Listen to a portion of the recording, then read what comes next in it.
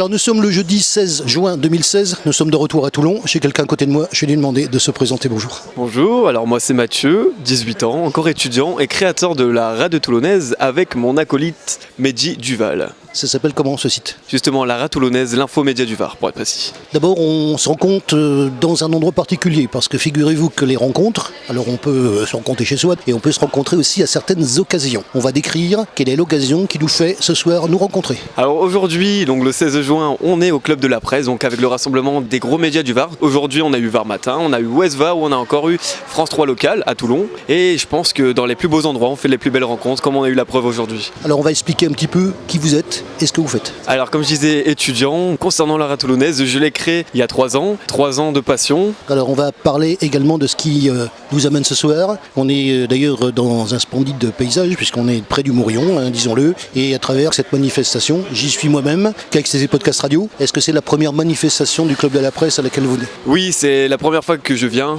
voir les journalistes que je ne connaissais pas encore. C'est grâce à l'intermédiaire de Nathalie Barrère, une très bonne personne. C'est vraiment une chance pour moi de voir autant de journalistes de présents et de faire des rencontres comme j'ai pu faire aujourd'hui. Au niveau de la réunion de ce soir, son organisation, les gens que vous avez pu voir et la thématique traitée, comment vous l'avez perçue? C'est une très très bonne question. Alors c'est principalement la liberté d'expression parce qu'on vit déjà dans un monde assez compliqué et je pense que vu les attentats de Charlie Hebdo qui visaient principalement la liberté d'expression, je pense qu'aujourd'hui on a une belle preuve que tous les journalistes et tous les médias sont solidaires pour progresser vers l'avant et surtout de garder cette liberté d'expression que les journalistes ont tant besoin. L'occasion aussi de rencontrer lors de cette manifestation des confrères. Oui, des confrères, surtout des personnes avec qui j'avais travaillé, mais avec qui dans la société avec qui j'avais travaillé, mais que j'ai jamais eu l'occasion de les voir en vrai, comme un monsieur que j'ai rencontré aujourd'hui qui est directeur et créateur des Couleurs Urbaines, un festival de musique qui se déroule à la Seine-sur-Mer, et ça m'a fait vraiment plaisir de le rencontrer aujourd'hui. Et je pense qu'on a des beaux projets à faire ensemble et on verra dans l'avenir. Alors justement de voir toutes ces personnes qui s'expriment, qui donnent leur point de vue, leur expérience aussi,